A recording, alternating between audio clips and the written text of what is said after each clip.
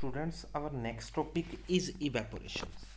तो बेटा इवेपोरेशन के अंदर जब आपका एक लिक्विड सब्सटेंस गैस फॉर्म के अंदर कन्वर्ट होना शुरू हो जाता है, उस प्रोसेस को बेटा हम इवेपोरेशन का नाम दे देते हैं।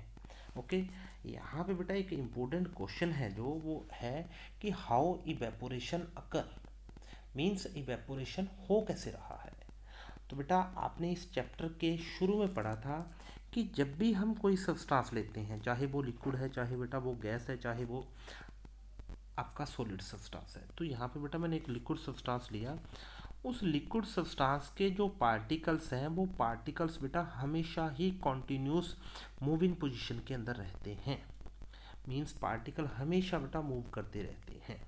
ओके, और नेक्स्ट पॉइंट इज, जब ये बेटा पार्टिकल्स होते हैं, इन पार्टिकल्स के बीच में कुछ अट्रैक्टिव फोर्सेस भी एडजस्ट करती हैं, अट्रैक्टिव फोर्सेस भी एग्जिस्ट करती हैं। ओके, तो मीन्स बेटा दो पॉइंट हुए, particles of a substance is always in the moving position, जिसको बेटा हम काइनेटिक एनर्जी का नाम देंगे। मीन्स जब आपका पार्टिकल मूविंग पोजीशन के अंदर है तो वो उसकी मूवमेंट होगी वो काइनेटिक एनर्जी के अंदर इंक्लूड होगी। Okay, and second point is, particles के बीच में बेटा कुछ फोर्सेस एग्जिस्ट करती हैं जिसके कारण पार्टिकल एक दूसरे के साथ अटैचमेंट में रहते हैं। उस फोर्सेस को बेटा हम अट्रैक्टिव फोर्सेस का नाम देते हैं। ओके, तो इन दोनों पॉइंट्स को ध्यान में रखते हुए बेटा हम बताएंगे कि इवेपोरेशन कैसे हो रहा है।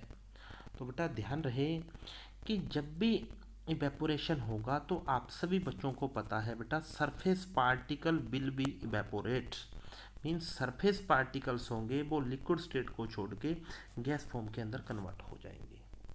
तो बेटा होता क्या है, जब भी बेटा सरफेस पार्टिकल्स इवेपोरेट होंगे तो उस इवेपोरेशन के ड्यूरिंग बेटा काइनेटिक एनर्जी होती है जो सरफेस पार्टिकल्स की, बेटा वो अट्रैक्टिव फोर्सेस को ओवरकम कर देती है। मीन्स जब आपके सरफेस पार्टिकल्स की काइनेटिक एनर्जी अट्रैक्टिव फोर्सेस से ज़्यादा हो जाती है तब बेटा इवेपोरेशन शुरू हो जाता है। ओके, ध्यान में रहे बेटा। अब मोस्ट इंपॉर्टेंट पॉइंट जो क्वेश्चन रहेगा कि इन पार्टिकल्स की काइनेटिक एनर्जी किस टाइप से बेटा अट्रैक्टिव फोर्सेस को ओवरकम कर देती है। तो बेटा हमेशा ध्यान रहे, सरफेस पार्टिकल्स होते हैं वो सरफेस पार्टिकल्स बेटा लिक्विड के अंटीरियर पार्टिकल से, जो अंदर के जो पार्टिकल्स होते हैं उनसे एनर्जी को बेटा ऑब्टेन कर लेते हैं, उनसे एनर्जी को ले लेते हैं। जैसे ही बेटा इन पार्टिकल से आपके सरफेस के पार्टिकल्स एनर्जी लेंगे तो सरफेस पार्टिकल की काइनेटिक एनर्जी ज़्यादा हो जाएगी, जिसके कारण वो अट्रैक्टिव फोर्सेस को ओवरकम कर देंगे और इन सरफेस पार्टिकल्स का इवेपोरेशन होना शुरू हो जाएगा। ओके, तो बेटा ध्यान रहे जब भी इवेपोरेशन होगा kinetic energy of the particle must be greater than the attractive forces. Okay, and next point is, अब बात करेंगे बेटा ऐसे कौन कौन से फैक्टर हैं जो इवेपोरेशन को इफेक्ट करेंगे, मतलब इवेपोरेशन कौन कौन से पॉइंट्स के ऊपर डिपेंड करता है। Okay, first point is nature of the liquid. बेटा तो बेटा सभी बच्चों को बहुत अच्छे से पता है कि आपका गिवन लिक्विड डिसाइड करेगा बेटा कि आपके गिवन लिक्विड का इवेपोरेशन किस टाइप से हो रहा है। फॉर एग्जांपल आप सिंपल सी बात करते हैं बेटा, वाटर और पेट्रोल, अगर सिंपल से एग्जांपल लेते हैं बेटा हम, आप सभी को पता है बेटा पेट्रोल का इवेपोरेशन बहुत जल्दी से हो जाता है, पर वाटर का जो इवेपोरेशन होगा बेटा पेट्रोल के कंपैरिजन में कम होता है। Okay, next point is surface area of the liquid. तो नेक्स्ट पॉइंट के अंदर बेटा आप सभी बच्चों को बहुत अच्छे से पता है, जब भी हम किसी लिक्विड को ऐसे बेटा बीकर के अंदर रखेंगे जिसका सरफेस एरिया कम है तो वहाँ पे इवेपोरेशन कम होगा।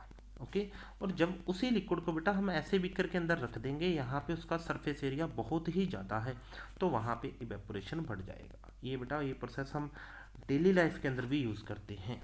Okay, and third point is temperature.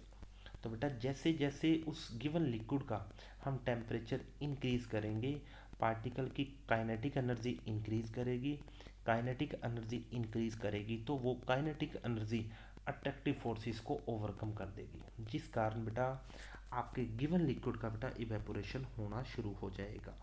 Okay, now our next point is most important, evaporation cause the cooling।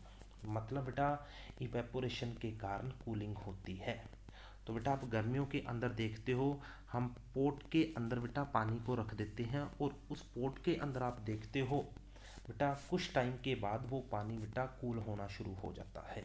Okay, तो जैसे बेटा यहाँ पे मैंने एग्जांपल लिया, इस पोट के अंदर बेटा मैंने पानी को रख रखा है, तो कुछ टाइम के बाद देखोगे बेटा जो ये वाला वाटर है, ये वाटर बेटा जी आपका कूल हो जाएगा। अब बात रहेगी बेटा ऐसा यहाँ पे क्या हुआ कि इस पोट के अंदर पानी को रखते कुछ टाइम के बाद पानी बेटा ठंडा होना शुरू हो जाता है। तो बेटा फर्स्ट ऑफ आपने ध्यान रखना है, इस पोर्ट के अंदर बेटा स्मॉल पोर्स होते हैं। ठीक है, इस स्मॉल पोर्स के थ्रू वाटर आपका इस पोर्ट के सरफेस के ऊपर आ जाएगा। Okay, first point is that बेटा इस पोर्ट के अंदर पोर्स होते हैं, इन पोर्स के थ्रू वाटर बेटा इस सरफेस के ऊपर आ जाएगा।